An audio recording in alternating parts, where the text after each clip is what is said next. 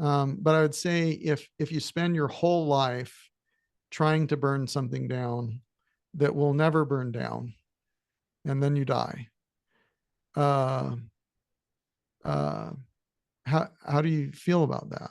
Like at Life some well spent. point, yeah, I tried to burn. I tried to tear down a wall that I was never able to tear down.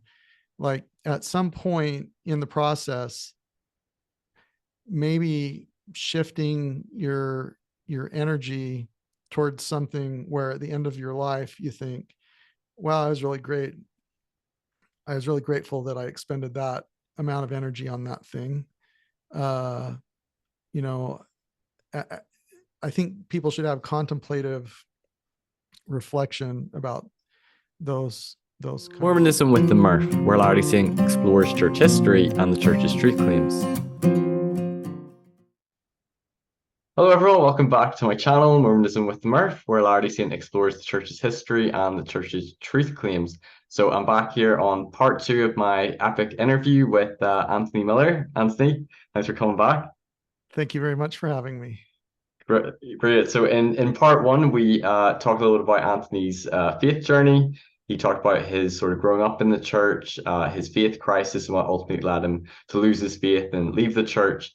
Then we had a really good discussion on his theory of how the Book of Mormon could have been composed, the mechanics of the dictation, talking about maybe some of the sources or inspiration he might have been pulling from, his thoughts on historicity and apologetics. And I think it was a good, thoughtful discussion. So go back and watch part one if you haven't. We're going to now veer towards talking a little about sort of like his experience, post losing his faith and finding sort of community and healing and happiness, and also how to navigate both a mixed faith marriage and mixed faith relationships. And there's a video on, is it your YouTube channel, about navigating a mixed faith marriage? Yeah, it's one of my episodes on my podcast. It's a Yes. 7.5 minute video with an intro added to it, so it's about Awesome. maybe 8.5 minutes long. So I'll link that in the description. I watched that. I think that's and we're going to talk a little about this in the episode. But yeah, it's important sort of video talking about how to navigate through a mixed faith marriage and some of the tools that people could apply. So we'll start off. Maybe you could talk briefly about, without going into too many details, what it was like for you when you went through your faith crisis and first left, and then how you're able to find sort of healing, community, growth, and sort of come to a place where you feel like you're thriving and happy. Yeah, sure. So a faith crisis, at least my faith crisis, was very acute, and it was an existential identity crisis as well as a faith crisis. So my sense of my being, who I was, how I made sense of life, my roles, my reputation, my family connections, the meaning that I attributed to my spiritual experiences, all of it crumbled. And and people who go through a faith transition related to the church aren't the only ones who experience existential crisis during their lives, right? So different people at different times have different triggers that result in an existential crisis. But for me, um, the result was a very significant amount of grief. Um, that included times of processing or traversing the depression stage of grief.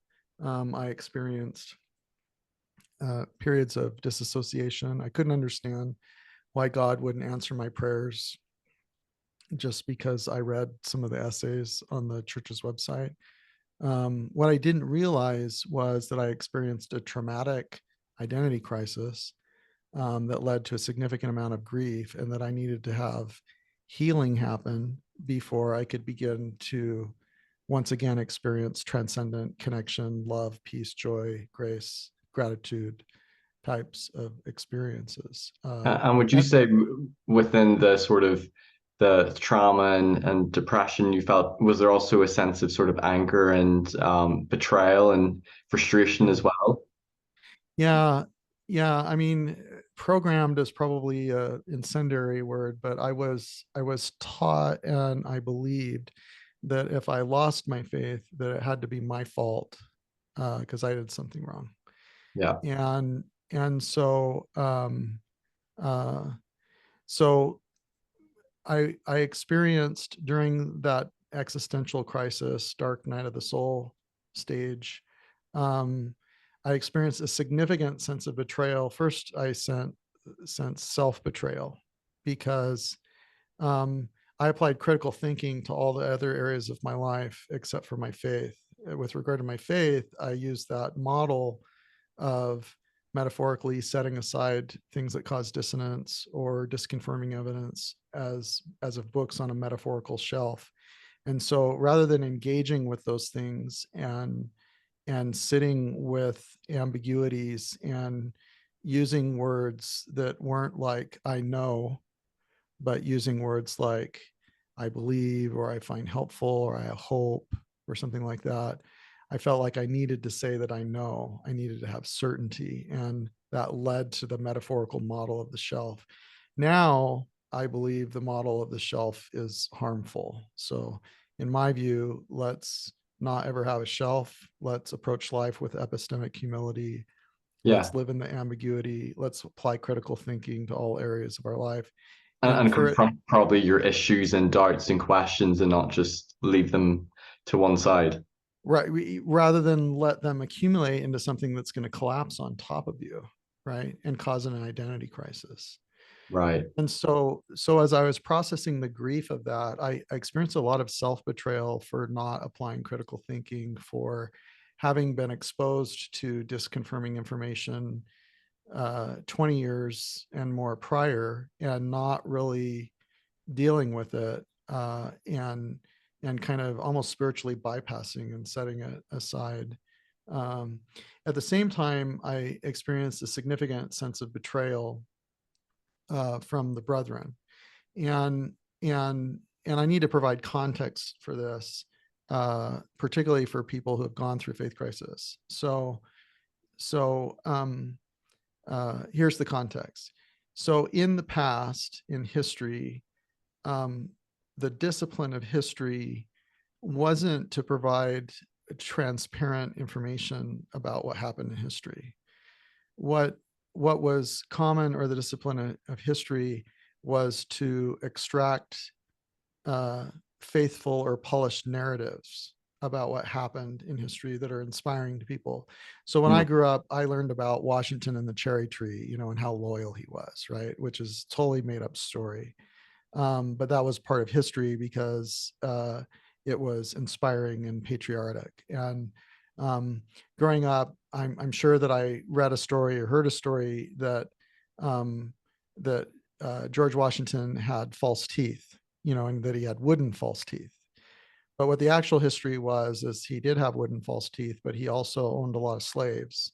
And he had sets of false teeth that were built out of teeth extracted from his slaves, which is not a faithful, polished historical narrative, right? No, there's a Um, reason to want to leave those details out. there's a reason to want to leave those details out. And so, in any event, the practice of history was to present faithful, polished narratives. And in the church, what we have are individuals who are in leadership who are very, very old, uh, you know, getting older. Yeah, I think President Nelson's 98 or something now. that's right. And so they grew up and lived in a time when the practice of history was to present a polished narrative. And I had a different values framework in the meanings that I attributed to honesty, integrity, and transparency, particularly working in financial services. It's like that's part of what I have to do for a living. But the role of being honest, like that was one of my core values, and I thrived in Mormonism holding that core value. And then when I learned that the historical narratives in the church were polished narratives to present, you know, Washington and the cherry tree level stuff, or Washington maybe partially accurate, like Washington had false teeth but he had wooden ones. Yeah, But he just a also had very real faith wood. promoting version of the history. You might Yeah, say sanitized, yeah, kind of yeah. So what. I felt extremely betrayed that, for example, when I served my mission, uh, that in my missionary materials, I didn't have the text from the extra First Vision accounts, right?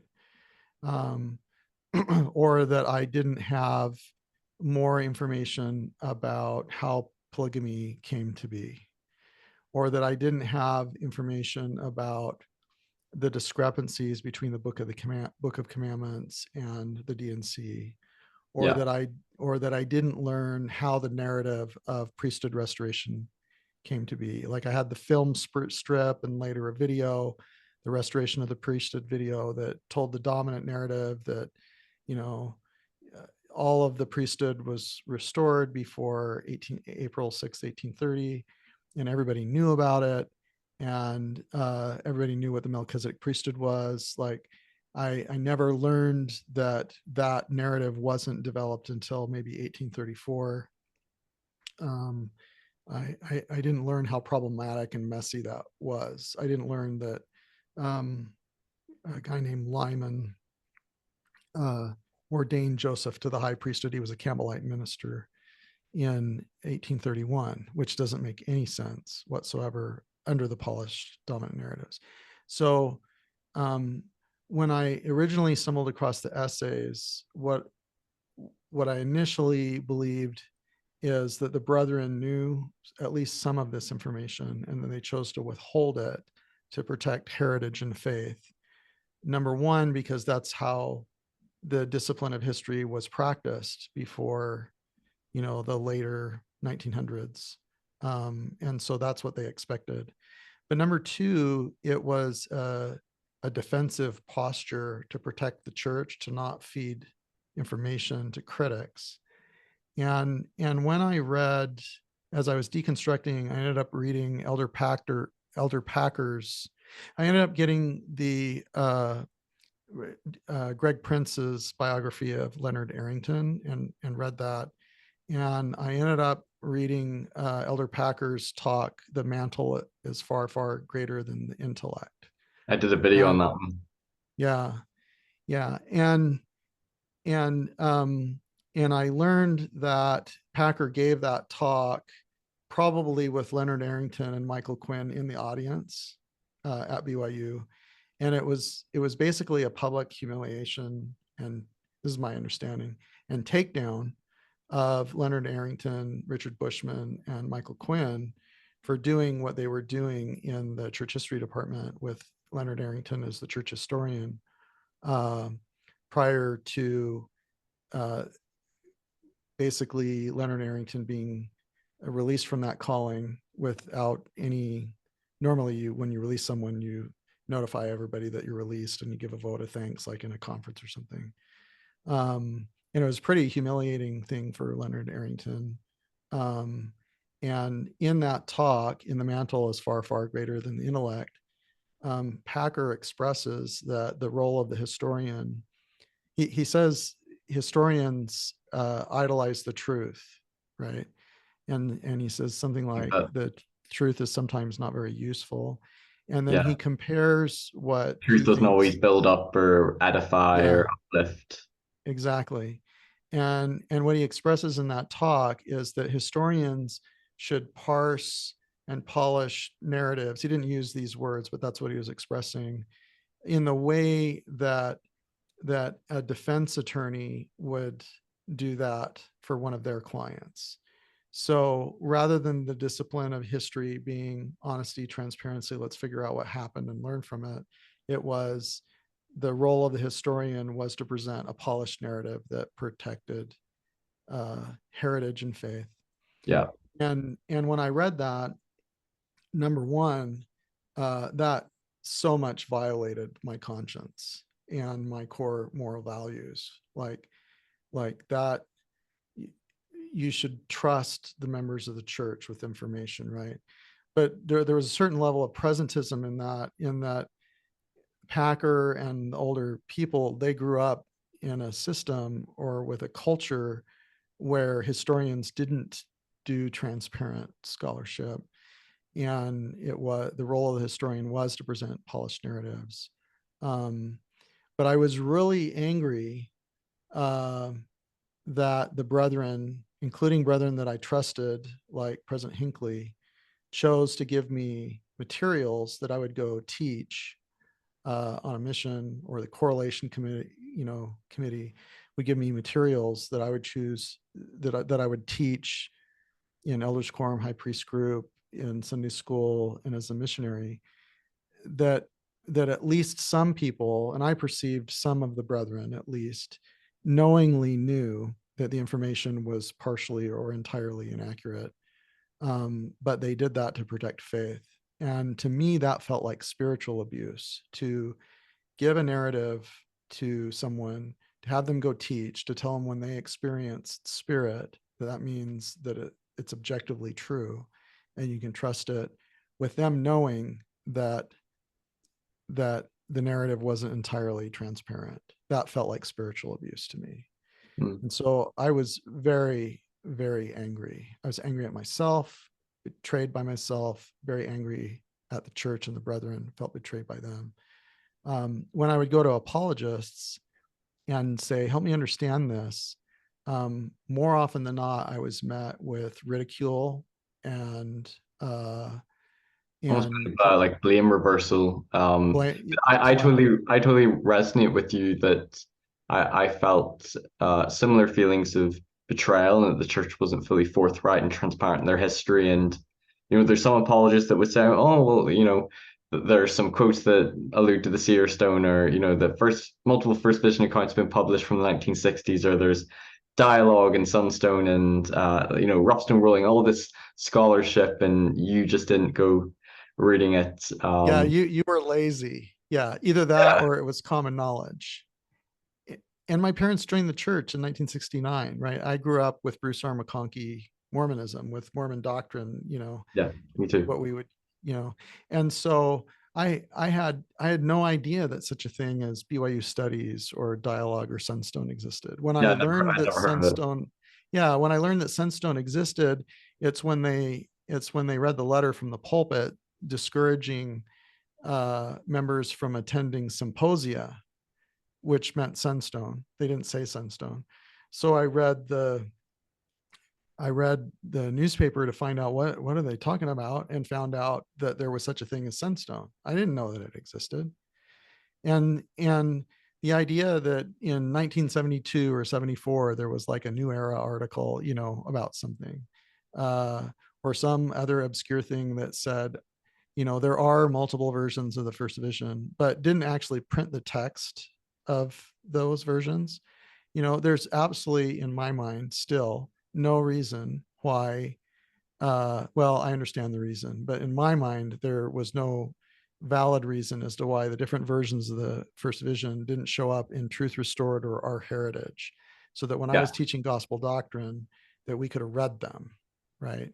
You know, there wasn't only not the text, there was no reference to them. At least there could have been a reference, but I think they should have included the versions in those supplementary materials. There's no reason that they couldn't. So when I was seeking for help and I went to the apologists, what I found was not any sort of ministering whatsoever. Uh, but it was, I would call it gaslighting and polemic attacks on my character, that either I'm lying or that I was lazy. And I wasn't lazy. I was totally committed to the church, right? I would have yeah, given anything to the church. I planned my life so I could retire in my 50s and serve missions for the church for the rest of my life. I was totally committed. And I just, how would I know? Like, I was a yeah. poor You don't know kid. what you don't know. Yeah, I was a poor kid growing up. My parents divorced. We lived in a little farm shack of a house with a wooden foundation, and we felt grateful that we only had to rely on the church for help with just food. I mowed lawns and delivered pizza. My mom did sewing and alterations out of the home. How would have I known that I could subscribe to dialogue?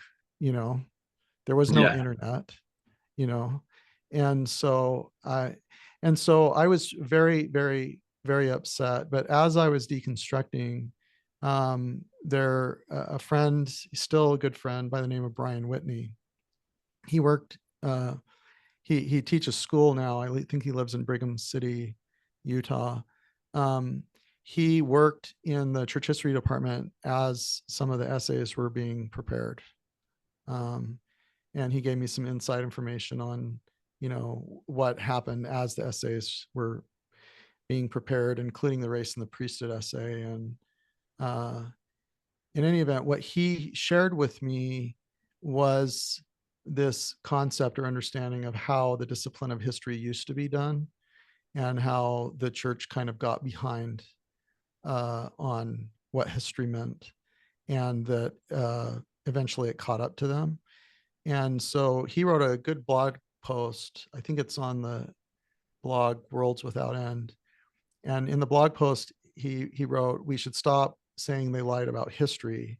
And then he goes through and he explains how Joseph Fielding Smith was, uh, I think, the grandson of Hiram Smith, Aaron Smith, yeah, and he was very literalist. The Hiram descendants, I understand, are very literalist, tending to yeah, being believers, fundamentalist, fundamentalists, and so he was very protective of the church, and he certainly came from a standpoint that the discipline of history was to included to protect heritage and to protect the church from the critics.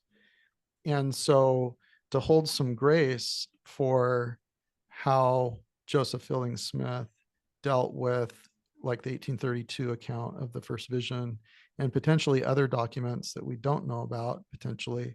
Um, but that's the framework, that's the conceptual framework that they were coming from. And so to hold a little bit of grace, that even though I sensed a great betrayal, they were coming from a standpoint that they felt like they were doing what God wanted them to do, yeah, because that's how history was done. And then you've got leaders of the church like Elder Packer, who a lot of people felt like was authority on things of this type, who in the talk, "The Mantle is Far, Far, Far Greater Than the Internet Intellect," um, perpetuated this idea or narrative that the role of the historian is to protect faith and heritage. yeah, So yes, significant sense of betrayal, lots of anger, lots of grief. But over time, what helped me was to realize or to learn more about the motivations behind what they did. It still violated my core values. Like, I wouldn't yeah, have been okay sure. with it. And I agree with But to you understand where on they're that. coming from. Yeah, because whenever I think back to when I first was in my faith crisis, similar to you, I felt betrayal. I felt like they've just lied about the history, they've whitewashed things, and I sort of saw the leaders, the prophets and apostles, as sort of frauds, intentionally with sinister motives doing this. And over time, and with my reconstructing, coming back to faith, I extended more grace in that they, I think, with good intent, whether I don't agree with the whitewashing history, and I believe transparency, similar to you, is important, and we should know the good, the bad, and the ugly, if it's faith promoting or not. We should be transparent, even if it doesn't build faith, because ultimately it's better for people to know the truth. But I can understand why they would want to not emphasize things that might harm faith, because they want to protect people's faith, because they ultimately believe that it's true. And I can even extend grace that maybe Joseph Fielding Smith didn't believe the Seerstone accounts were credible, and maybe dismiss them as erroneous. And you can extend some grace, not justifying it, but it can help you to heal and not feel the same betrayal. Yeah. I mean, victim is the wrong word, but they're certainly products of the same system that we were a part of, and Yes. or that you're a part of now. And part of that system is a significant part of participation is belief affirmation. Uh, you go to Sunday school and talk about what we all believe. You don't go to Sunday school to learn about the documentary hypothesis or the synoptic problem, uh, Really? We learn about that every time in Ireland. yeah.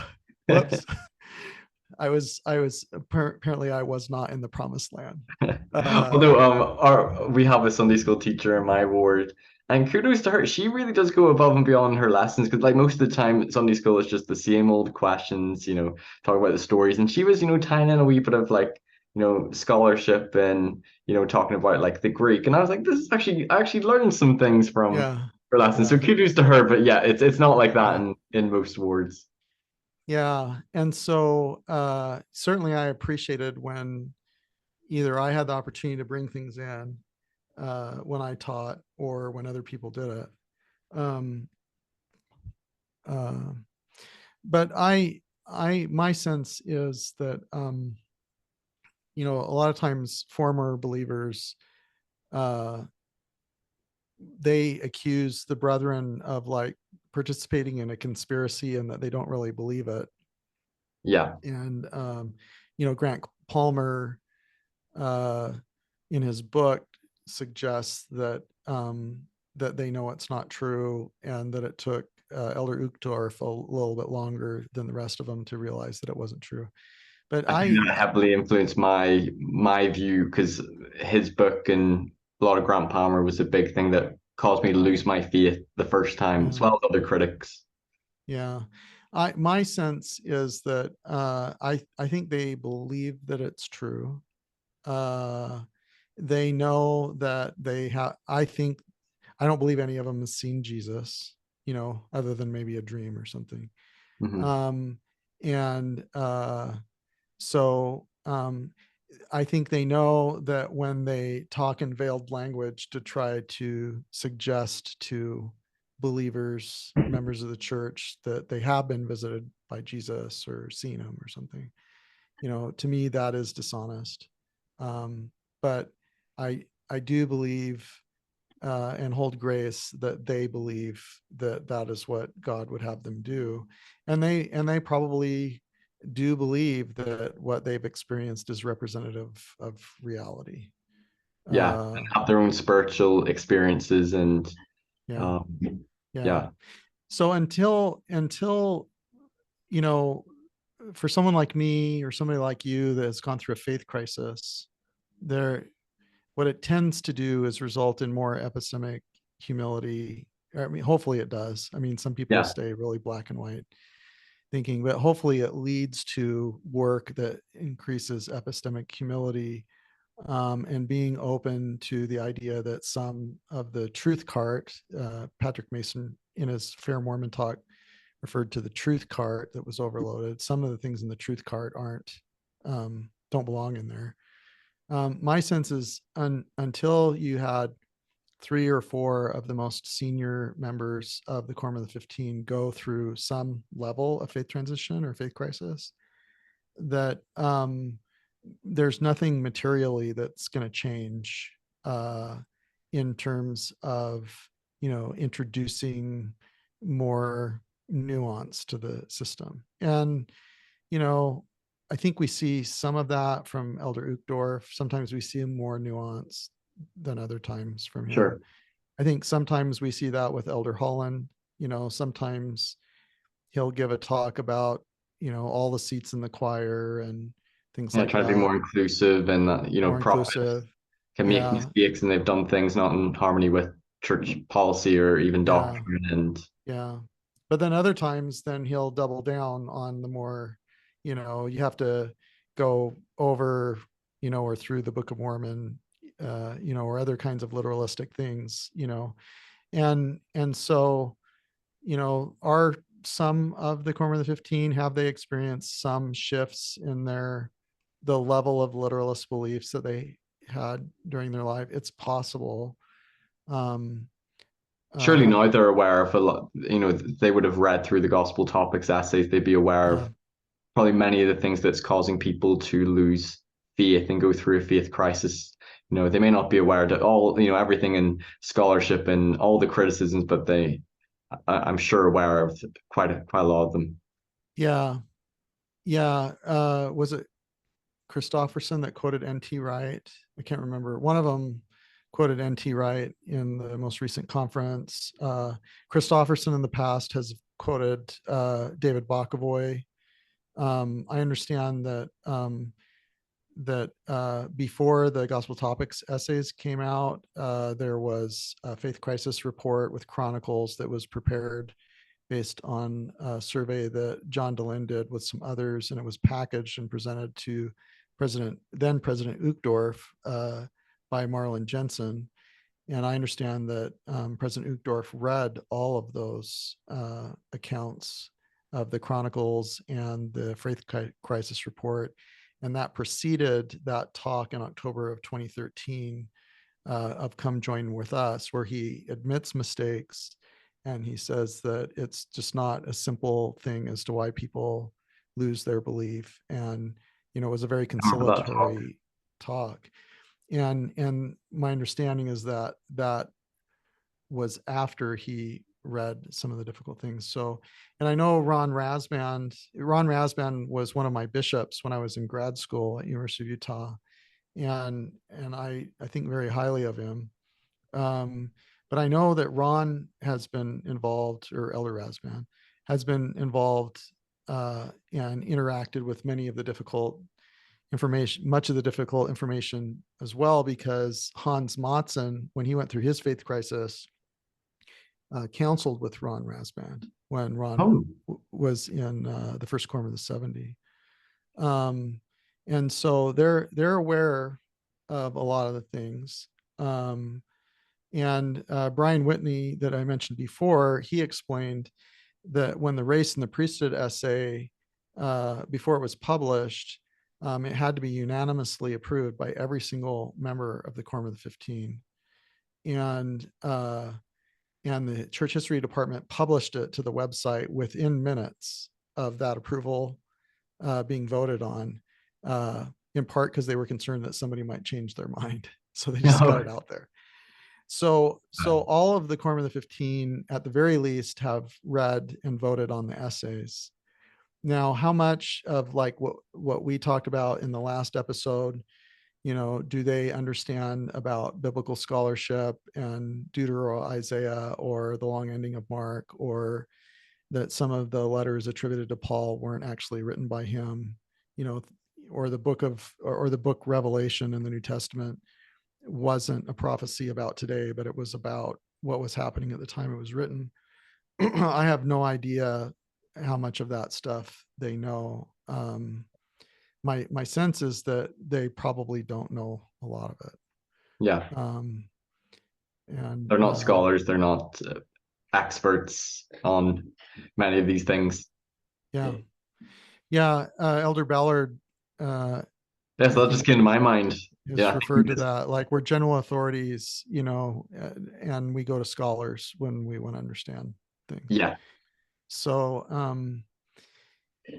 so there's a lot of people who experience significant sense of betrayal. I experienced it, you experienced it, and it's easy to point that to the brethren, and certainly there is some sort of responsibility there. Yeah, I agree. But understanding how and why these things happen and the system that it's a part of was very helpful for me as I processed the grief and the sense of trauma of my faith crisis, and deconstructed church history and biblical scholarship, and eventually reconstructed meaning in my life. That's awesome.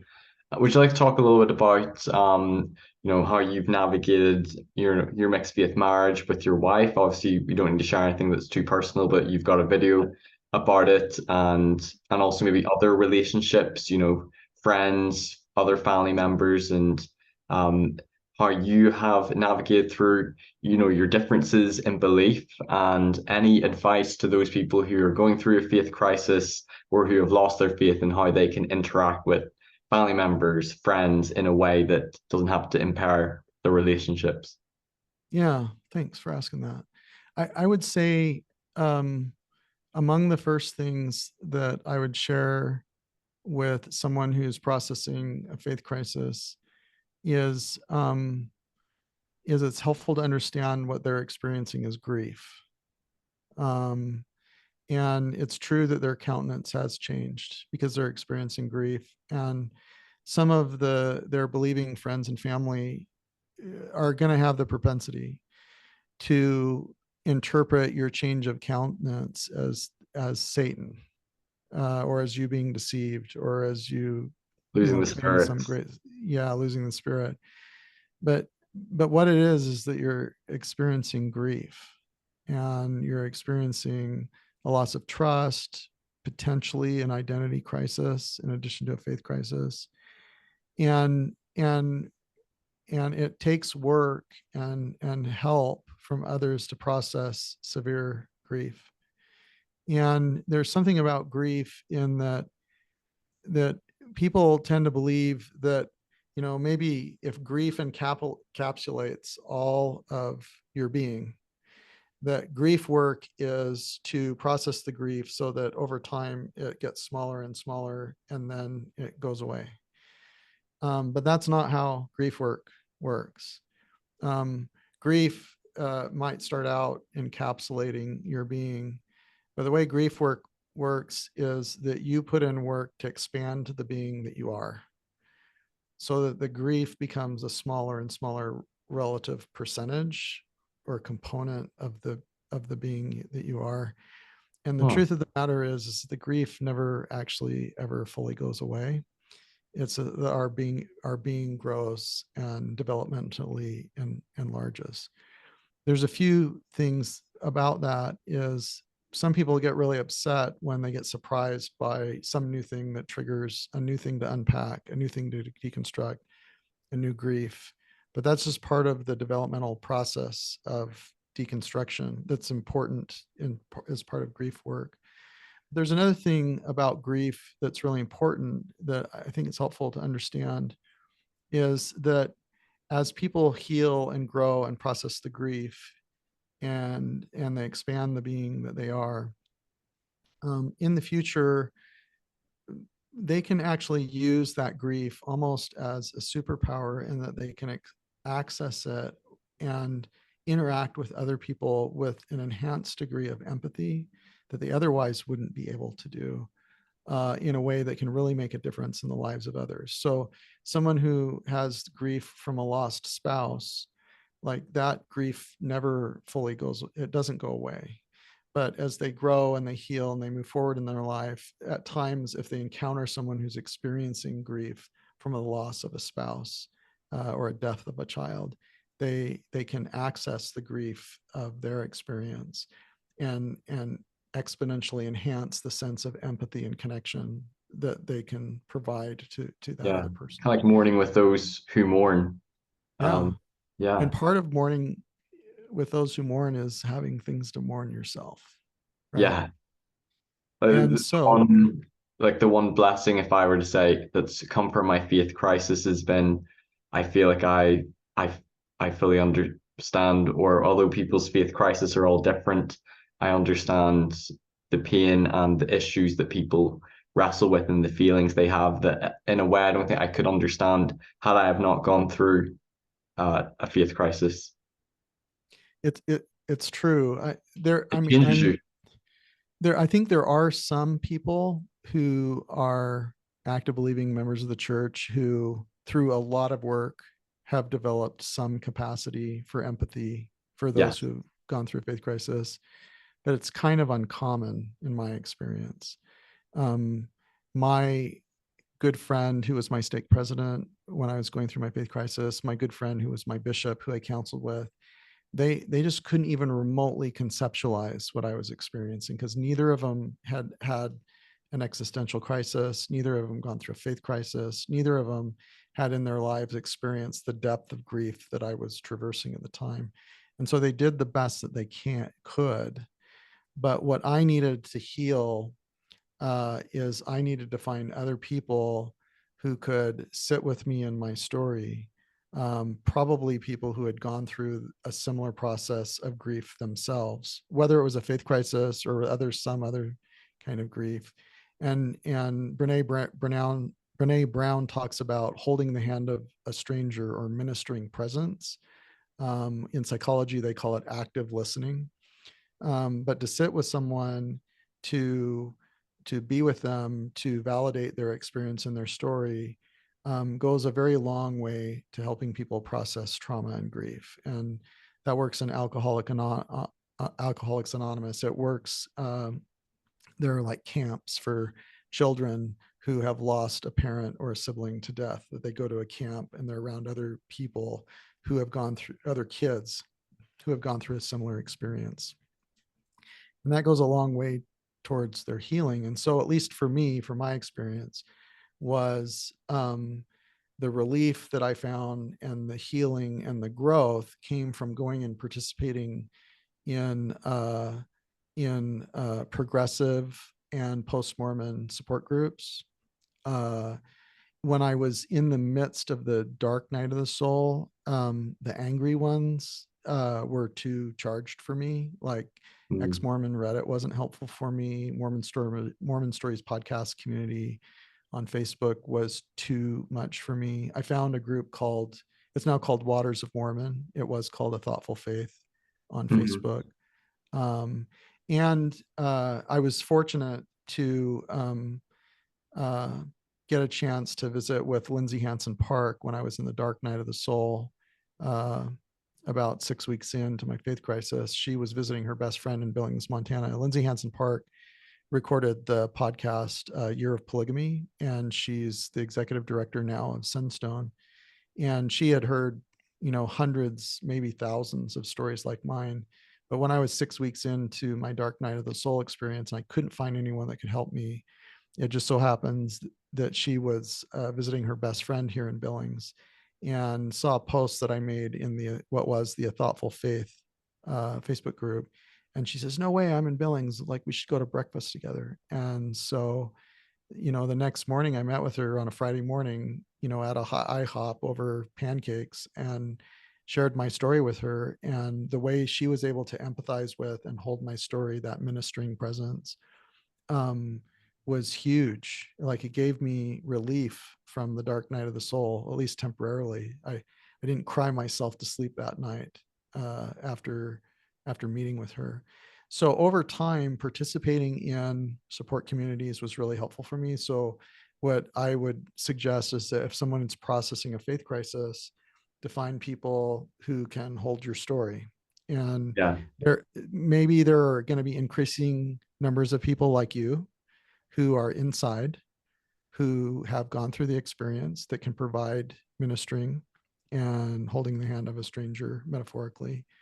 Uh, when I went through it, I couldn't find anyone on the inside back 7 years ago in Billings, Montana, who could mentor me or sit with me in my experience. But I needed that to be able to process it and have confidence that there was light on the other side of my experience. Um, from the outside, my sense is members, families, and friends are going to perceive a shift in faith as very threatening. And Yes. yeah, because you're venting about something that they hold sacred, and that'll feel like a personal attack to them. And so that's not helpful.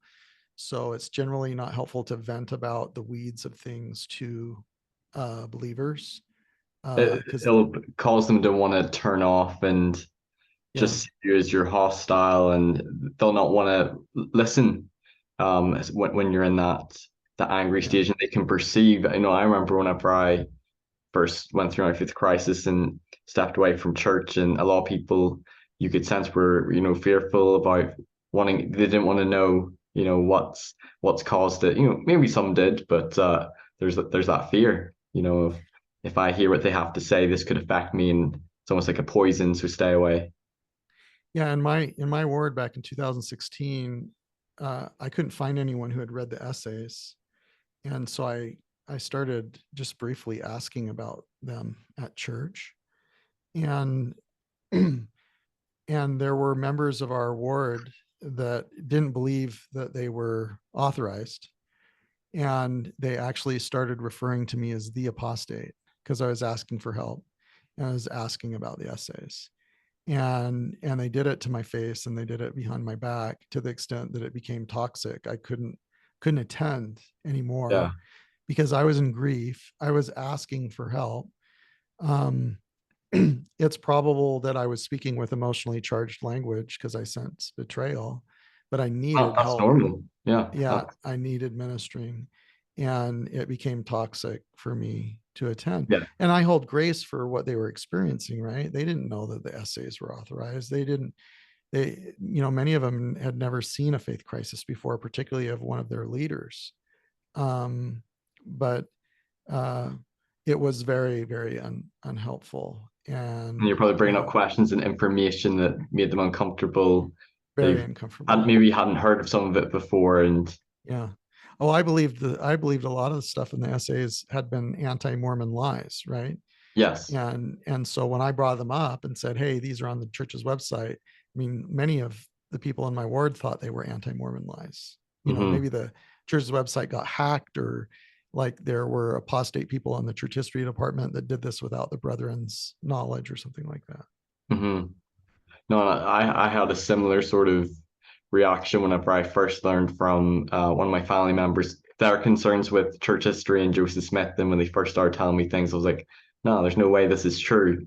Right. About the seer stone or polygamy or multiple accounts of the first vision. And then whenever I checked gospel topics essays, checked Fair Mormon, that's when I was like, oh, it's actually validating what I first thought were just anti-Mormon lies and told to stay Yeah. away from. Yeah. So a lot of times when people are going through faith crisis, they want to unpack the weeds with their believing friends and family for a few reasons. One thing, I think that we want to feel validated, Yes. validate my pain, right? And so we like word vomit all over them, kind of thing. The weeds, Yeah. emotionally charged. Regurgitate the CS letter. Right. Yeah. Not helpful. Um, the other thing is, maybe we think, well, maybe I can find somebody else who knows about this and they have a satisfying answer or satisfying reconciliations to these things. So maybe Mhm. we share for that reason. Um, Sometimes we want to feel validated, like, um, uh, you need to know this and I'm going to take you out of the church, which is unhelpful. Like, I think people are going Yeah. to unpack when they're ready to unpack. It's not helpful to try to crash their shelves. No. um so And I find, and we can touch on this maybe in a wee bit, but I find with my own family members or my wife's complete TBM. I don't want to talk too much about her, but there's been times in my faith journey, even since coming back, where I've had frustrations, issues, and doubts, and there's times where I've been emotional, sharing with her my issues or concerns, and it's done more harm than good. And the times where I've discussed with her a particular topic in a way that's almost like just giving the almost like in a robotic way, just the here's the issue, here's maybe what apologists say, here's what critics might say, and that's sort of it. And not trying to get emotional about it. And if she asks like, "Oh, what's your episode about?" and I find that a more productive conversation because they've not felt threatened or attacked in the way that I've shared sort of a topic or issue. yeah, it's hard to do when you're raging, Yeah, right? yeah. Yeah. So anyway, I think it's helpful for people to deconstruct uh with individuals that it's helpful to deconstruct with. And that's usually not going to be the believers.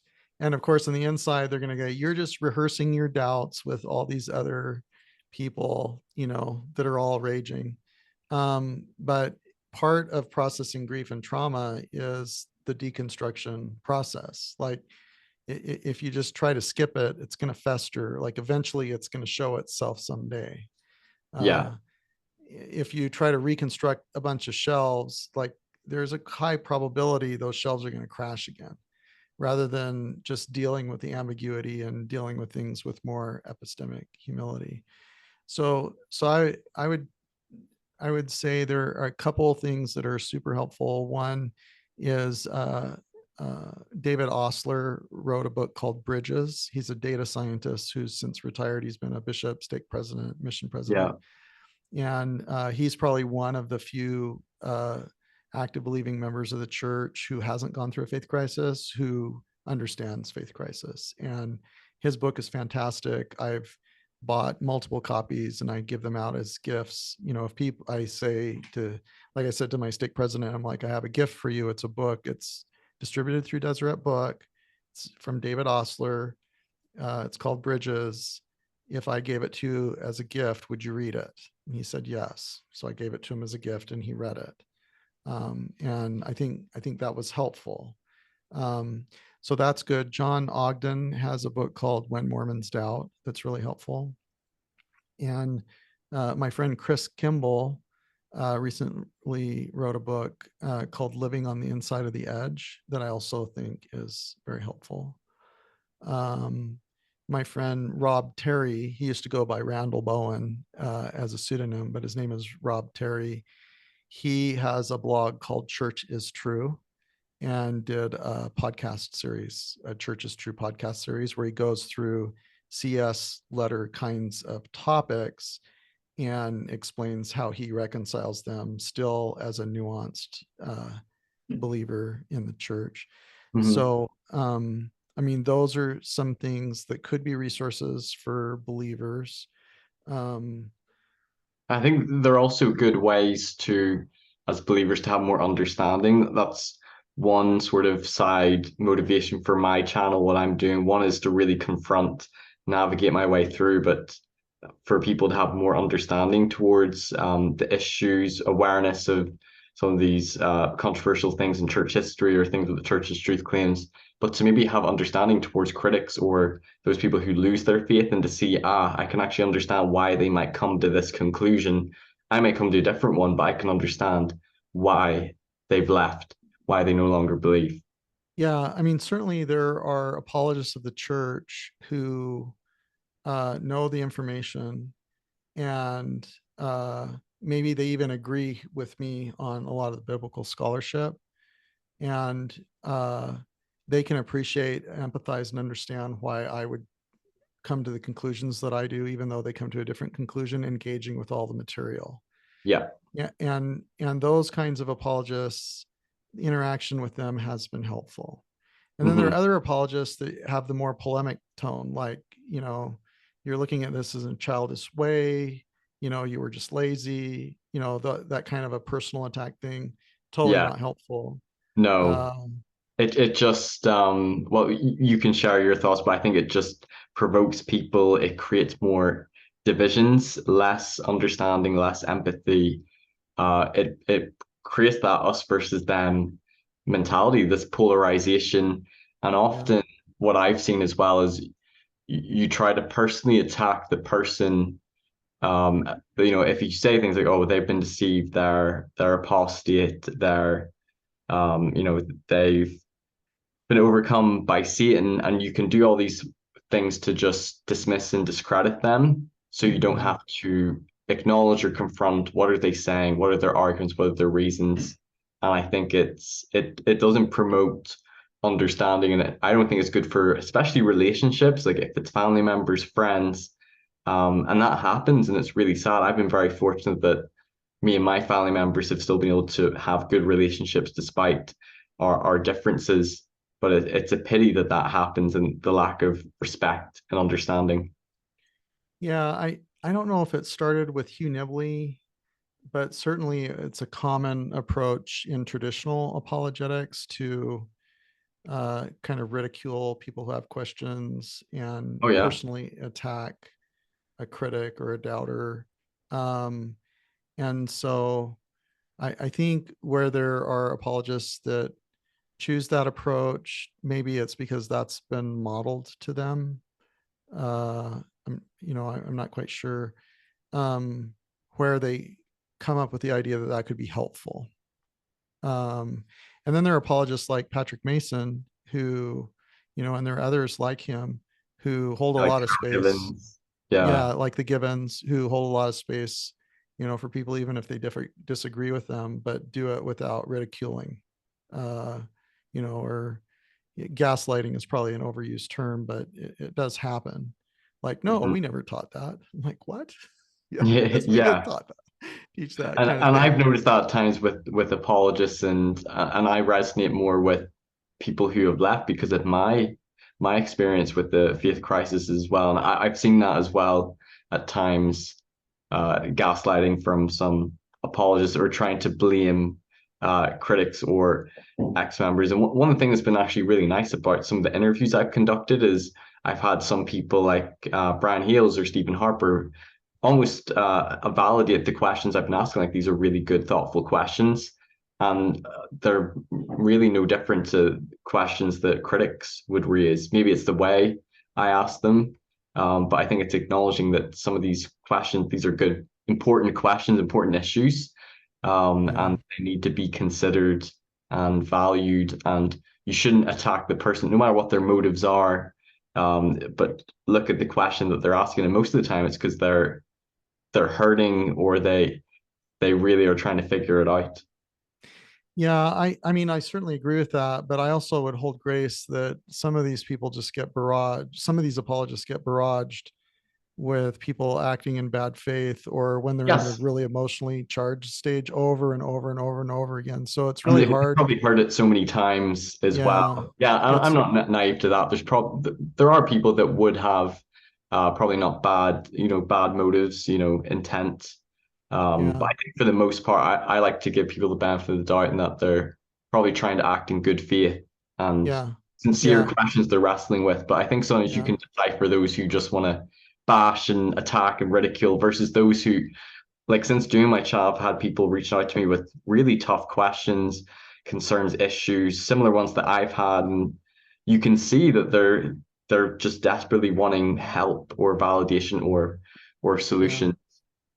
But if you're one of those, here I am defending or at least holding grace for some of the traditional apologists that do the most unhelpful thing.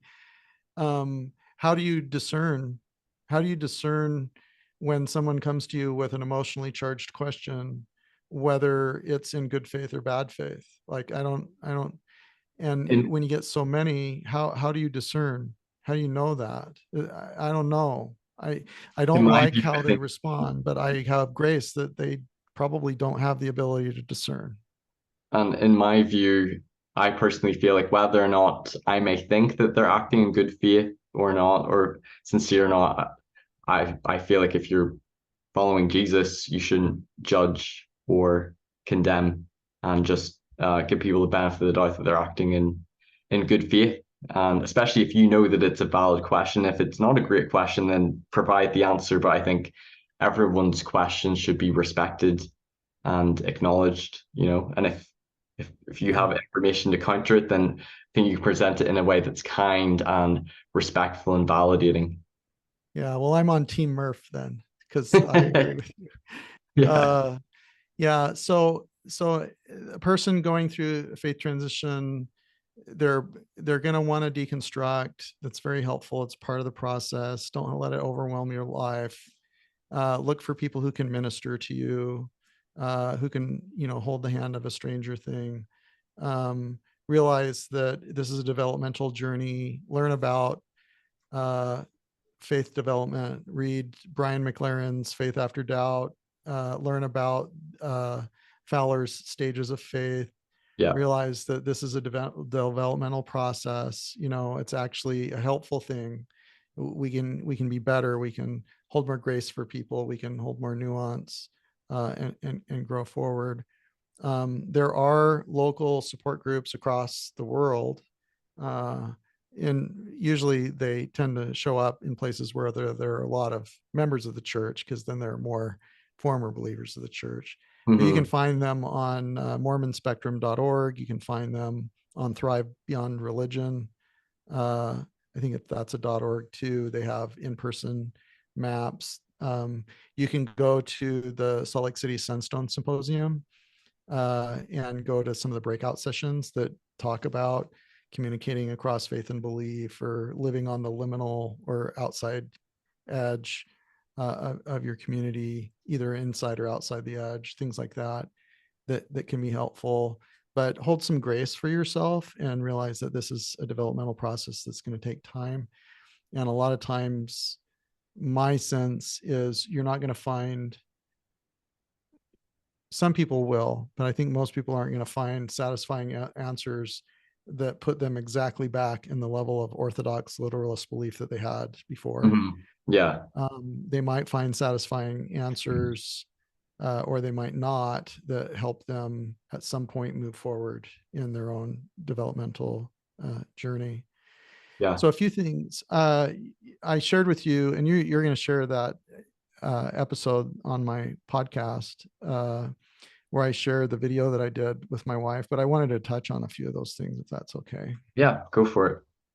So, so one thing that I would share, and my wife would be okay with this. One thing that my wife and I learned is that we grew up with very different versions of Mormonism. So Mm.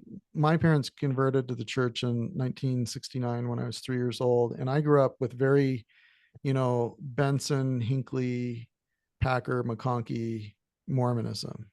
I went to Cleon Skousen workshops that, were almost John Bircher political and Constitution, divine scripture related and so forth. So that's the version of Mormonism that I grew up with. In our local Mormon Spectrum group, we have a couple in their late 60s who are in our group, and they grew up with David O. McKay Mormonism. And I'm like, tell me about that. And they said, well, under David O. McKay, there were no worthiness interviews. The bishop was kind of the father of the ward, and it was just kind of a community. And our criticism of Catholics were, you have to go through your priest to like confess and access God. We don't have to do that in our church. Like, we don't have to go to our bishop to confess. Like, we just repent to God, right? That Right. was the version of Under Mormonism that David O. they, McKay. under David O. McKay. It Oh, I was, didn't know that. yeah, it was. And then after David O. McKay, it was a huge shift to Joseph Fielding Smith Mormonism, Hmm. right? And then we had a series of others that tended to be more literalistic. Maybe Spencer Kimball was less than Ezra Taft Benson, but overall it was way more structured, more literalistic. And so this couple explained that they grew up as David O. McKay Mormons. So when the church shifted to Joseph Fielding Smith, Harold B. Lee, Ezra Taft Benson, Spencer W. Kimball Mormonism, they nuanced it. They didn't totally buy into it. And they stayed in the church until when I was serving as high priest group leader, they left the ward. I thought it was my fault, but it wasn't. It didn't work for them to be in the church anymore. But they explained that they had a very different version of Mormonism. So I went home to my wife and I'm like, let me share with you what our friends shared about David O. McKay Mormonism. And my wife shared with me, oh yeah, I totally am a David O. McKay Mormon. I'm like, what? How could you be a David O. McKay Mormon? And she says, well, my parents were David O. McKay Mormons, and they raised me as a David O. McKay Mormon. Like, Yeah. they probably didn't have a copy of McConkie's Mormon Doctrine in their home. They probably didn't. And the way they engaged with General Conference was different than the way I engaged with General Conference. So my wife and I were in a mixed faith marriage even before my faith crisis, and I didn't totally realize it. Yeah, And you have different yeah, like the way you view like prophet, scripture, doctrine, because I've seen that as well, like with my wife and the way I would have viewed, scripture and revelation so direct, so literalistic. A prophet can never lead you astray. A prophet can't teach false doctrine, or yeah, there can't be discrepancies or contradictions in scripture. Like that can't yeah, happen. Or yeah, revelation is super direct, God speaking to them, and she's like, yeah. "What? You think God's actually literally speaking to them? Like, that doesn't happen like that. Like what? Like what sort of Mormonism did you What grow up?" church are you in? Yeah, Yeah. yeah, yeah. So one thing that I've really learned as I've gone through this whole process is there are many different versions of Mormonism that people grew up with, and how people react to difficult information, disconfirming information, and faith crisis is significantly affected by the version of Mormonism with which they grew up and the Yeah. things that they were exposed to, on top of how they're built as individuals. Like, are they analytical? Do they think linearly or abstractly? Like, how are they built affects their Yeah. experience, but also how the version of Mormonism with The which black and they were white thinking. raised. Hmm. Yeah. So a lot of times I find that the more literalist believers that had the more brittle box of what Mormonism meant tend to be the ones more likely to experience a more acute faith crisis. And Yeah. then we have a propensity to impute to the believers who haven't gone through a faith crisis that their version of Mormonism is the same box that ours was, that was brittle Yeah. and crumbled on us. And like you were talking about with your wife, that tends to cause issues in relationships when people are going through their faith crisis, because everybody assumes that their version of Mormonism, not everyone, but a lot of us assume that our version of Mormonism is the Right version one. Yeah. of Mormonism, right? Mine's the real Mormonism. Yeah, Not right. this And distorted version you have. yeah, yeah. All right, so I'm going to share the thing that some of the things from the video that I did about our mixed faith marriage. One of the suggestions that I received when I was early in my faith crisis is to double and triple down on attentive, undemanded expressions of love and emotional intimacy to my wife in her primary love language. This was difficult to do when I was processing grief, but I did it. And it proved very helpful because our marital relationship and our connection got stronger and it grew. And it was helpful for my wife so that she could experience it as I was incrementally stepping away from belief in the church, that I wasn't stepping away from her because she felt the emotional connection. It also increased her capacity to distinguish our marriage from our ceiling, so that our marriage was an independent emotional intimacy and connection, separate of how I viewed the ceiling that we had. At the same time, it was helpful for me because while I was unpacking and deconstructing church history and sometimes felt betrayed and a sense of anger, increased my capacity to distinguish her from the church, so that I wasn't imputing my sense of frustration on the church on her because she chose to be active in the Yes. church. Yeah. So sometimes when a person experiences a faith transition, there's a diminishment of emotional intimacy and trust with believing spouse, family, friends. Um, and so one of my suggestions from my personal experience is to put in significant work to nourish that intimacy with family, spouse, and friends on the relationships that matter to you. Because Um, you feel that betrayal towards the church, and they can also feel some betrayal towards the person who might lose their faith, and they're processing their own grief. yeah, yeah. So yeah, so my wife's processing her own grief that, she was sure that I was going to resign from the church right away. It took me almost 2 years to make that decision, but she was sure I was going to resign right away. So she felt grief and betrayal as well as I was going through my faith crisis. So investing in attentive expressions of emotional intimacy to nourish that relationship has been critical to our mixed faith relationship. And I would recommend that people processing a faith crisis do the same thing where they have mixed faith relationships. It'll be helpful for them as the person who's going through faith transition. It'll be helpful for the believers as well. Yeah. So the second thing is to use a spiritual values exercise or some other method to identify common and differentiated spiritual values, preferences, and interests. And Mm. so my wife and I found that for us, we enjoy things like listening to the On Being podcast with Krista Tippett, books from Brene Brown, things about the secular application of Buddhist principles from Jack Kornfield and Eckhart Tolle, things about faith and growth like Brian McLaren's book Faith After Doubt, and he has a podcast too. Um, and so it's to find things that we can nourish together and experience spirit, connection, love, peace, joy, and transcendent connection together, while also realizing that we each have differentiated things that fill us. And so by nourishing the together things, then the believer might experience spirit when they're around the faith transitioner and feel less threatened because they experience spirit, even though the Yeah. person's going through a faith transition. And it's going to help the faith transitioner to experience and manifest what you would call the fruits of the spirit, or spiritual values at the same time. Like love and goodness and kindness, and focusing more on your commonalities and spiritual values than Yeah. hyper focusing on your differences. Yeah.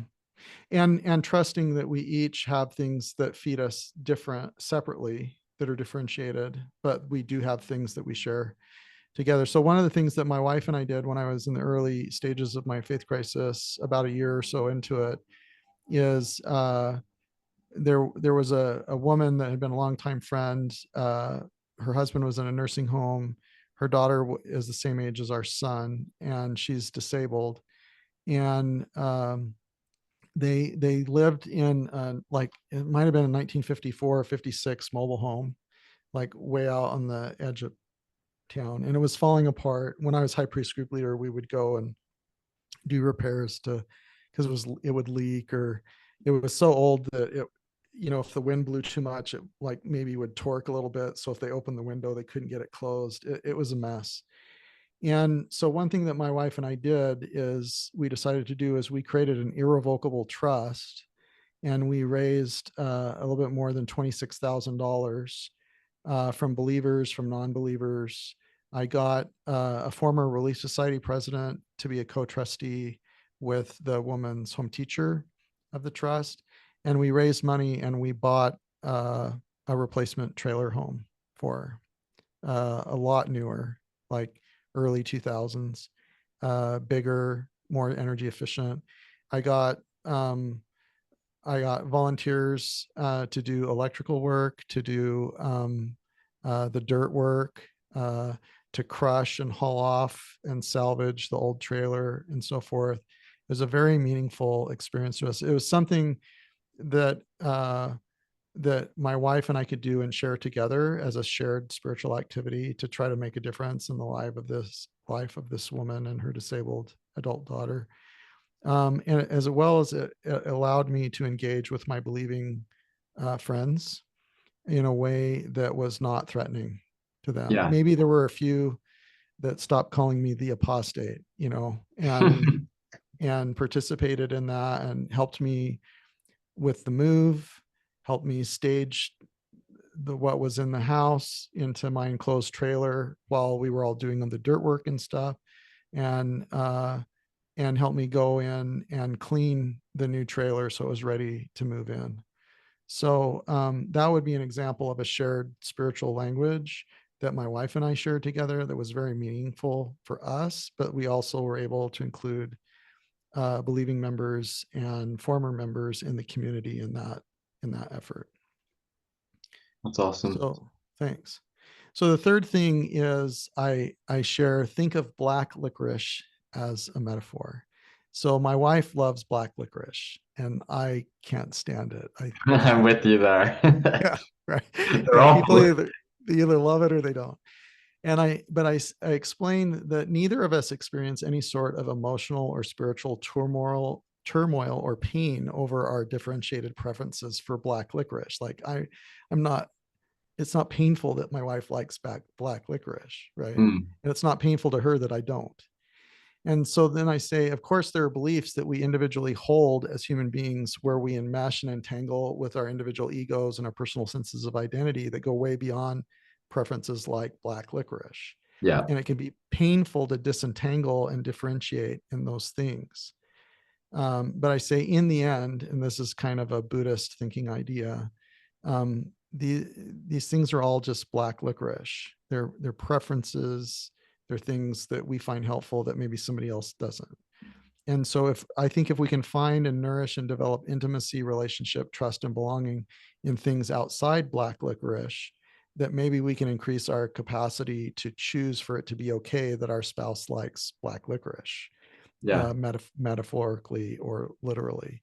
So in a mixed faith relationship, sometimes it's painful for them if we don't believe in that the temple ceiling is a real thing. And maybe we have a hard time that they don't believe that transparency in church history is an important thing. And we get all upset about it. But in the end, these are personal preferences. They're black licorice. So The next thing I suggest is to talk about your biggest and deepest fears with each other so that you can face them together rather than catastrophize them individually.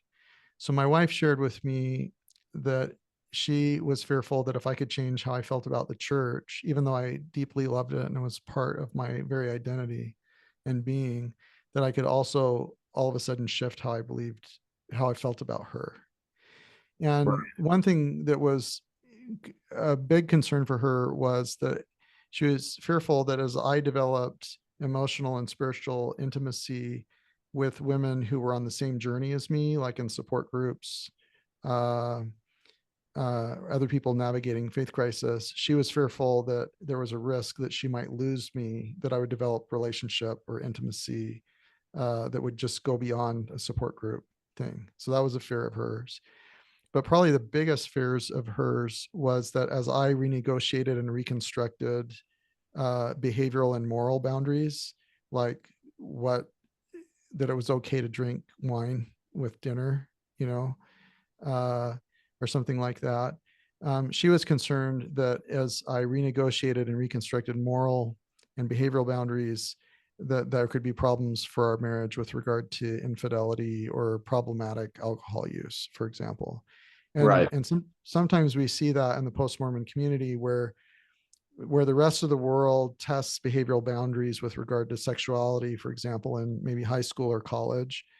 A lot of people in the church community never test those behavioral boundaries, so they're like adolescents, at bay, and then they go through a faith crisis, and when they're in the midst of processing grief and trauma, then they also decide to test I would behavioral explore. boundaries. Yeah. Yeah, All the things I as think if that's they were to do. adolescents, but they're in their 30s, 40s, or 50s, and that can be a big problem. So that was a big fear for her. um, Actually, the biggest fear she wanted me to make sure that I explain was her fear was that I wouldn't have the capacity to hold space for her differentiated beliefs, and that if she didn't Yeah. follow me, that I would choose to not be with her. And my biggest fears were in many ways similar to hers, is that I was fearful that she might someday decide that she couldn't be with me anymore if I didn't believe in the truth claims of the church, or if I eventually chose to resign my membership. So it was helpful for us, instead of holding those fears individually and catastrophizing them and having that affect our depth of vulnerability, trust, and authenticity in our relationship, it's helpful to give words to those fears and talk about them. So we could Yeah. talk about establishing boundaries and talk about what our fears were and things like that. That would That build was your connection, understanding, empathy, emotional intimacy during that time. 100%. Yes. It was vital to our relationship. Yeah. So, um, along the way, we each had to put in a significant amount of individual work so that we could have confidence that we would both be okay if either of us chose to not be in the marriage. So, our original marriage was based on a commitment to each other and to God. When my conceptualization about it having something to do with God shifted, um, uh, we found ourselves renegotiating what our marriage was. Like, why are we married? Like, Yeah. and sometimes it ends in divorce, that renegotiation. With ours, we decided and we chose that we really wanted to be together.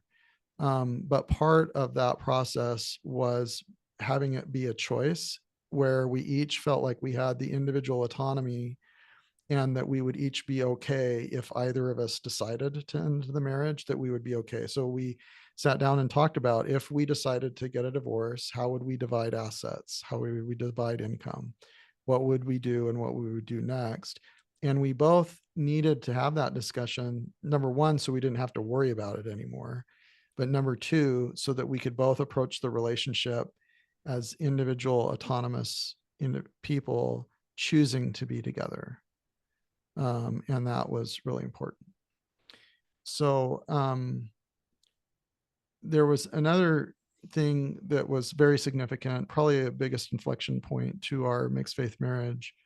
And this is kind of a Buddhist principle in terms of living with ambiguity and uncertainty, but there are things that are not okay for me, and there are things that are not okay for her. So I'm an extrovert. I want to go out and try to help people. I just want to try to make a difference in the world, and I talk about my faith transition publicly, right? My wife is very much a private person. She's an introvert. Uh, and she doesn't want me to tell her story, so I only share as much as what she's told me is okay. So Yeah. it's never going to be okay for her that I'm out here doing a podcast with you, Yeah. uh, right?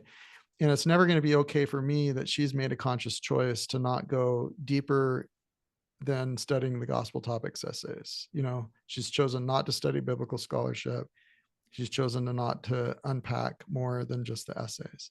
Yeah. um, that's never going to be okay to me, because I don't feel like I'm fully validated or understood in my experience, because she doesn't go study what was significant to my experience.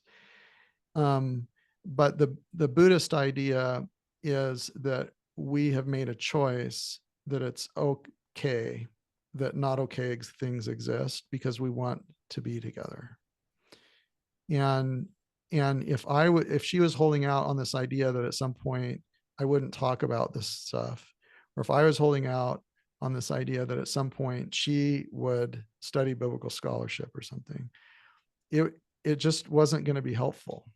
Like we No. needed we needed to be able to choose for it to be okay that not okay things exist. And once we acknowledged this individual autonomy and choice that we had each made, and we clearly communicate boundaries to each other, that we nourish shared spiritual languages, and that we have made a choice for it to be okay that not okay things exist, that has been foundational to our marriage. And we've been married for 32 years, and we would both tell you that our marriage is better than it's ever been.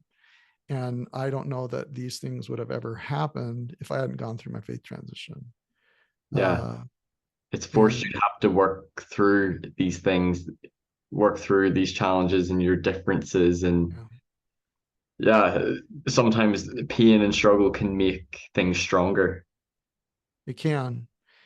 These things don't work for everyone. My sense is that a faith crisis, even whether it's a mixed faith marriage or not, a faith crisis reveals the underlying marriage that was there, Yes. that was tied together based on what the belief constructs were. And once those belief constructs crumble, then it reveals what the underlying marriage is, Yeah. What foundation including there? including dysfunctions and things like that. And sometimes that can result in putting in work so that the marriage is better and stronger. And sometimes it results in a choice for one or both partners to end the marriage. And sometimes that's a better thing for them too.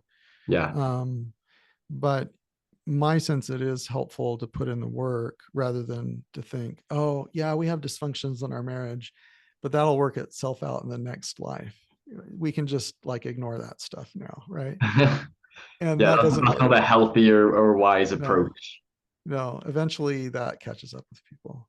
And Yeah. so these kinds of principles, shared spiritual languages, being okay with not okay things existing, uh, those kinds of things, these principles apply to other mixed faith relationships.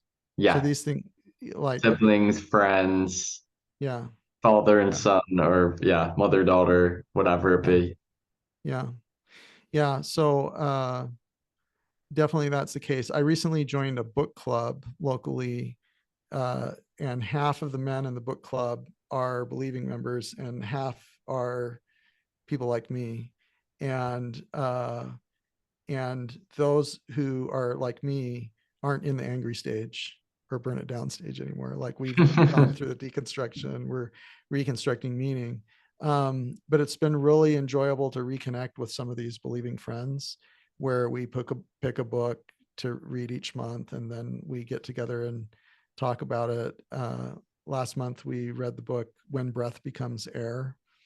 Uh, uh, it's a really popular book about a physician that got cancer and ended up dying, and what his experience was going through all of that. Hmm. Um, so that was a really helpful question. And I think I want to do more things with my believing friends and family, where we're not talking about the weeds of the church, where we're talking about Yeah, shared thing.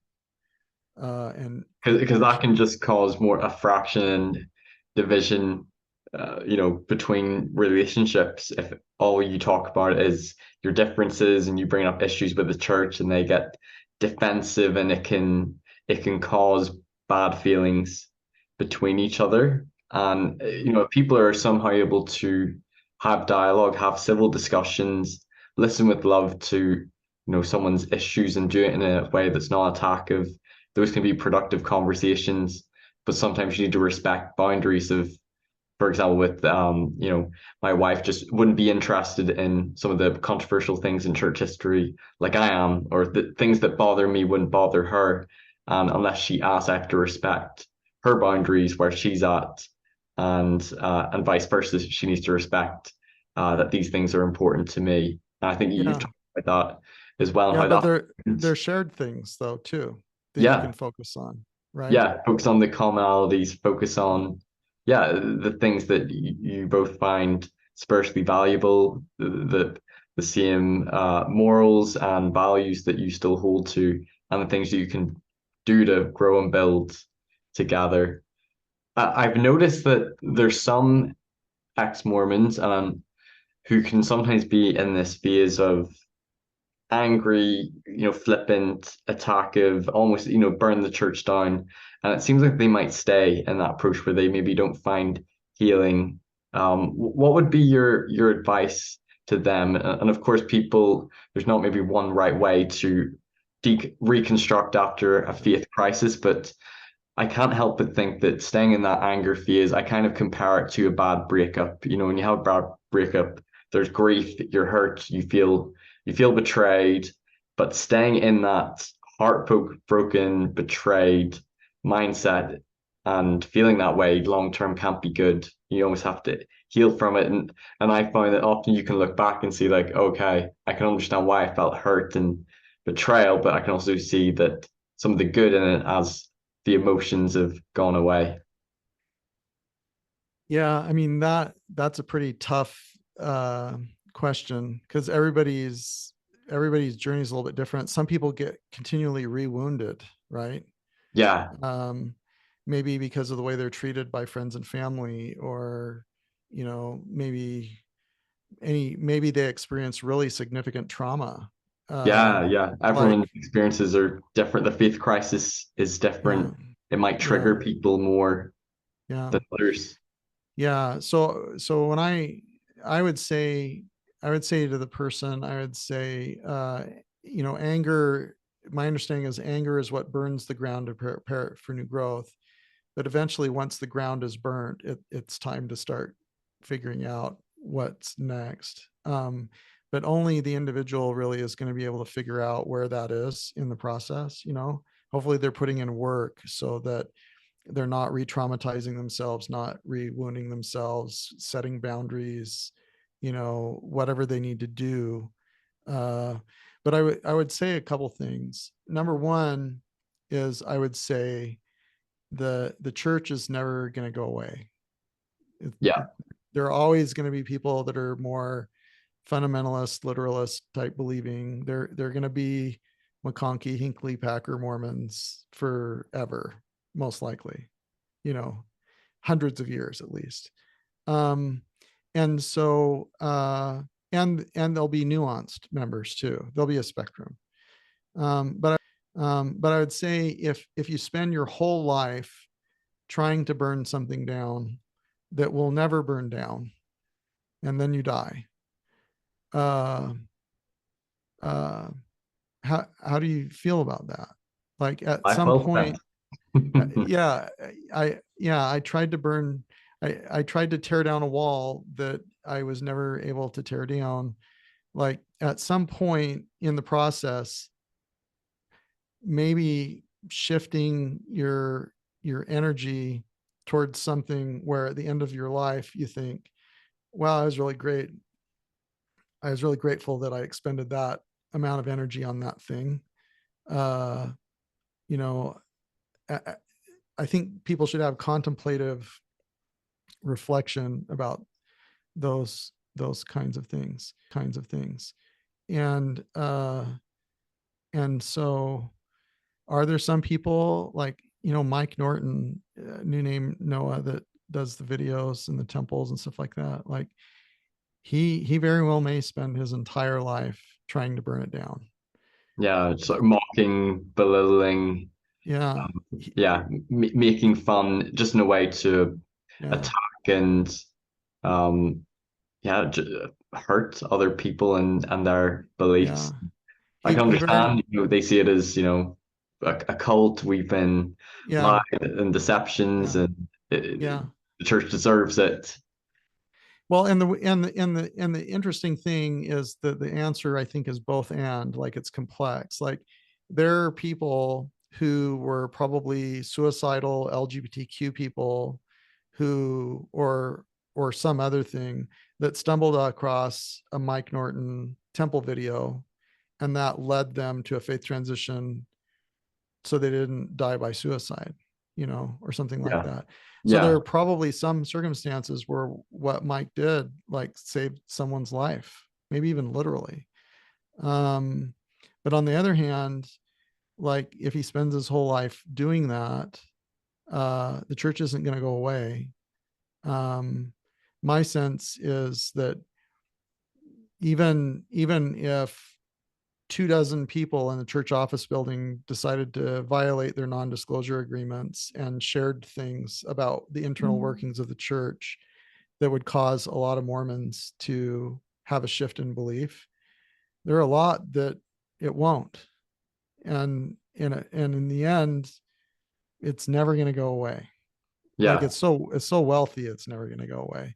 But there are people who receive benefits from their participation in the church sufficient that they might never go through a faith transition, and they'll always be believers of the church until the day they die.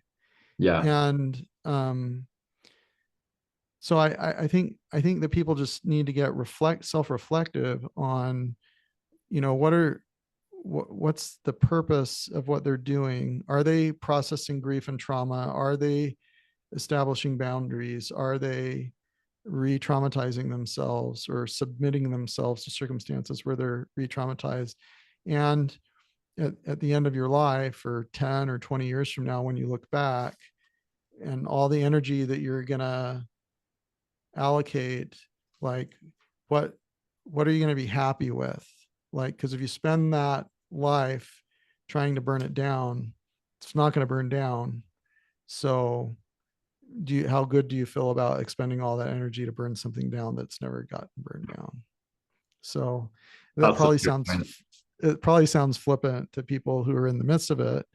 Yeah, um and I would have been upset about it too, because I had a burn it down period of time. um but in the end, I want to move forward. Like, whether spirit is elevation motion, or whether it's God, or whether there's transcendent experiences that are just uniquely serendipitous, or that there's a divine component in them, I want to strive to manifest those things in my life.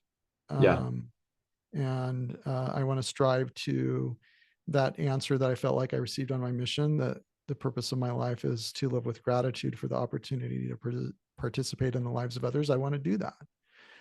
And so that's how I'm built. So that's what I'm doing. And I feel like it's helpful for each person to figure out, what is their thing? What are they going to do? And yeah, I don't want to be super prescriptive. I don't want to be prescriptive. I want people to decide for themselves what they're going to do post deconstruction. But if there was something that I would highly recommend, it's to strive to manifest the fruits of love, peace, joy, gratitude, grace, and connection, transcendence in their life. yeah. No, I totally agree. And I think, what you said about it's very unproductive when you try to change the other person's mind to try to convince them. That never tends to go well. If anything, people dig their heels in stronger into what they believe, and somehow get into a stage where you can have just civil dialogue, empathy, understanding, compassion, almost like putting down your weapons of war for a minute and seeing each Yeah. other as human beings, and listening with love and to understand, even if you're not going to agree. I think, talking about disagreements, talking about differences and concerns and issues, I think they're important. But I think trying to find a way, and I think with critics and apologists, believers and unbelievers, finding a way to have difficult conversations where you might disagree and might be controversial, but not being disagreeable, not being attack. It's something it's not easy, especially when people's beliefs are sacred and very personal to them, or people's issues and concerns bring a lot of betrayal and frustration and sadness. But I think trying to find ways to build bridges, not see each other as enemies, and be able to understand each other, I think is something that hopefully we can do better. I think that's something that I took from President Nelson's talk as well, and I'm hoping that with individuals like you in the post-Mormon community that you can be, I think, a good model of that, of respectful, kind, thoughtful dialogue, sharing your positions and helping people to understand why people lose their faith, what's that like for them, and how we can still maintain loving relationships that don't have to break because somebody stops believing in the church or somebody doesn't share the same belief. And I feel like if we're trying to follow and apply the teachings of Jesus, I feel like it shouldn't have to break break our relationships. Yeah, I mean, I agree. I think it takes some level of nuance and a belief in grace. And, because the literal believer is going to say, uh, I've jeopardized my eternity. My wife will get reassigned as a plural wife to some other man in the eternities. Yes. And me expressing how my doubts or my concerns or how I've reconciled things is pulling people away from, you know, eternal life. Um, and I can understand where they're coming from. Sure. Yeah, Um, me too. but if they can hold enough nuance, uh, Maybe some and epistemic humility as well to their own yeah, and beliefs. belief in grace um, that God can work with people inside and outside of the church, that people can experience spirit and grow inside and outside of the church, and that we have a role to play, and that, like in the parable of the laborers in the vineyard, uh, there's a reward for all the workers that are working Yeah. there. And And it's not our place, I think, to label, malign, to demonize, label people as, critics or as apostates, they're deceived, Satan's got their heart. I can understand the very fundamentalist orthodox view. They may say, well, ultimately, if the church is what it claims to be, then, that can't be God or whatever leading you out. I can understand to an orthodox, but I don't think it's our place to judge another person's journey and what they're going through, and to just love them and be compassionate and try to listen with kindness, and still try to have mutual respect for each other. And yeah, I think that's something that I feel like you've modeled to me. I think this has been a good and productive conversation and discussion. I've really enjoyed it, and I hope that I can have more with different voices on this channel, whether critic or apologist, and that we can lay down our weapons of war and not see each other as enemies, or that we're having to attack or try to debunk each other, and see our commonalities in a way. yeah, I agree. I'm on Team Murph there too. Um, I when I went to college, there was a lot of diversity of opinion. We'd have people come speak on all ends of the political and philosophical spectrum, and we would go listen to them talk. And I don't know if it's social media, I don't know if it's generational, but I sense that we've become much more divisive. Like, Yeah, we want to cancel people who say things that offend us, or that vehemently disagree with us. um yeah, they've and no credibility. Yeah, and just dismiss them. And I think you should listen to the other voices, even voices that you might disagree with, that might challenge your position. That can be healthy. I I think think it can help you be more leaning in open-minded. I think we need to lean in relationships and conversations. I think we're better for it. But we are in a precarious time, I think, because I think social media and online news and things like that and cable TV news have made political and religious discourse more divisive. Yeah, and contentious. So yeah, so I think it's one person at a time doing the kinds of things that you're doing, to lean into difficult conversations and nourish relationships and trust, depending on the meaning that you attribute to God, trust that God is in the lives of his children, right? Not just the fraction of 1% who are active believing members of the church. Yeah, And for people who have lost belief or experience a shift of belief, to also hold some grace and nuance, that there are people who are really fed by and thrive in their participation in the church. And there are people for whom the church works really well. And to hold grace that, individuals overall seem to, unless they're like extreme narcissists, overall individuals tend to be doing what they think is the right thing to do. I agree. I agree. Well, Anthony, this has been it's been so awesome, having you on and for our Thank you. interviews. I've really enjoyed your thoughtful, theories and your thoughts on the Book of Mormon, and this one on just post having a faith crisis and navigating mixed faith relationships and civil dialogue between critics and apologists and believers and non-believers. And thank you so much for coming on and for your kindness, your humility. Everyone check out his YouTube channel, Life After Deconstruction. I'll put some links in the description. And if you've enjoyed this video, please give it a thumbs up, like, share, and subscribe to my channel, Mormonism with the Mirth. I'll see you next time on more content. Thank you, Anthony. Thank you. Thanks everyone for watching this episode. If you've enjoyed it, please give it a like, share it with others who might benefit, and don't forget to subscribe so you don't miss any future content. You can also listen to these episodes on podcast form on Anchor or Spotify, and you can follow me on Facebook, Instagram, and TikTok. Check out my website for more content, personal blog, and more. And if you care to donate to support me, you can via my PayPal or Patreon, or through the website. And you can also give donations via YouTube through Super Chats. Thanks for watching Mormonism with the Mirth. Take care. Bye-bye.